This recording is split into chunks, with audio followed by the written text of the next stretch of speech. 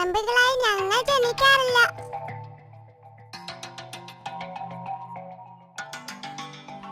അവൾ പാട്ടുകാരിയാണെങ്കിലും അഹങ്കാരിയാ. നീ വിഷമിക്കണ്ട കേട്ടോ. സാരമില്ല, അവളുടെ അറിവില്ലായ്മ കൊണ്ടല്ലേ. ആ പിന്നെ നീ മറന്നിട്ടില്ലല്ലോ, എന്റെ മകളുടെ കല്യാണമാണ് മറ്റന്നാൾ. കെട്ടിയോനെയും കുട്ടികളെയും കൂട്ടി നേരത്തെ തന്നെ അങ്ങ് വന്നേക്കണം. അത് പിന്നെ പറയാനുണ്ടോ, ഞങ്ങൾ തലേ ദിവസം തന്നെ എത്തിയിരിക്കും. അതിരിക്കട്ടെ, ഒരുക്കങ്ങളൊക്കെ എവിടം വരെ ആയി? പറച്ചിലൊക്കെ കഴിഞ്ഞോ? ഓ, കാട്ടിൽ എല്ലാവരോടും പറഞ്ഞിട്ടുണ്ട്. അപ്പോ പിന്നെ കെങ്കേമമാവും അല്ലേ? പിന്നല്ലാതെ. അപ്പം മറ്റന്നാൾ കാണാം. എനിക്ക് ഒത്തിരി പണിയുണ്ട്. പോട്ടെ. ആ ശരി ശരി. അപ്പോ നീ പോയില്ലേ? ഇല്ല, ഞാൻ ഒന്നുകൂടി കറങ്ങിയിട്ടേ പോകുന്നുള്ളൂ.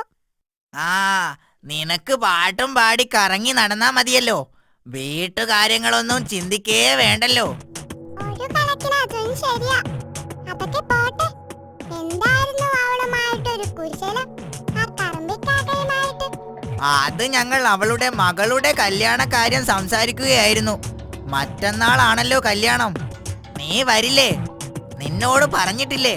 അയ്യേ, ഞാൻ വരില്ല.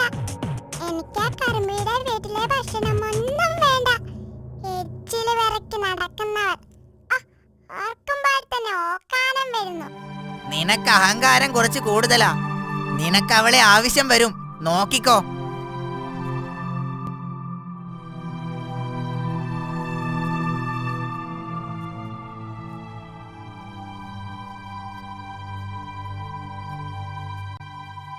എന്താ കുയിൽപ്പെണ്ണെ നീ കരഞ്ഞിരിക്കുന്നത്? ഇന്നെന്താ പാട്ടൊന്നുമില്ലേ?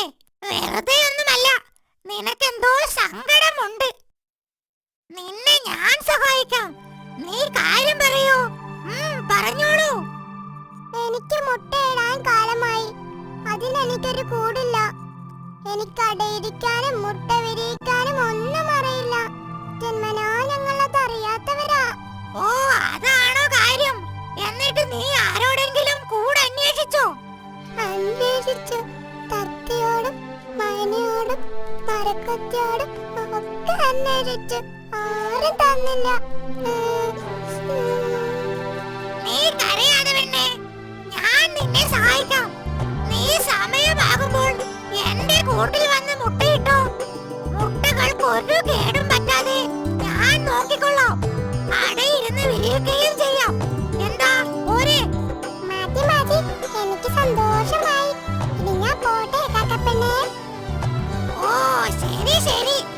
ആ പിന്നെ ഒരു കാര്യം, നിനക്ക് എന്റെ വീട് പരിചയം കാണില്ല. കാരണം നീ കല്യാണത്തിനൊന്നും വന്നിട്ടില്ലല്ലോ.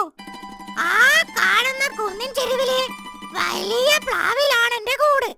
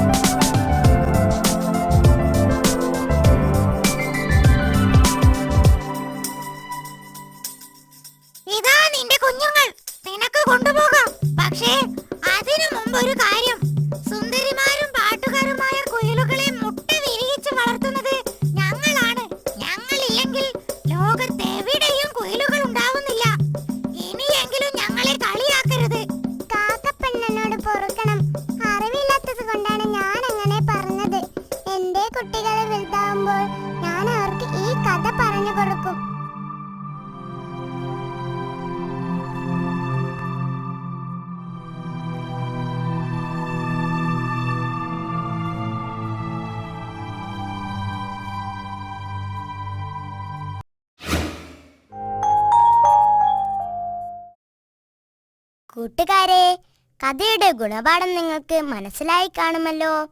നമ്മളാരും നിറത്തിന്റെയും വർഗത്തിന്റെയും പേരിൽ വഴക്കിടരുത്. എല്ലാവർക്കും എല്ലാവരെയും ആവശ്യം വരും, ശരിയല്ലേ? ഇനി ഒരു പാട്ടാകട്ടെ.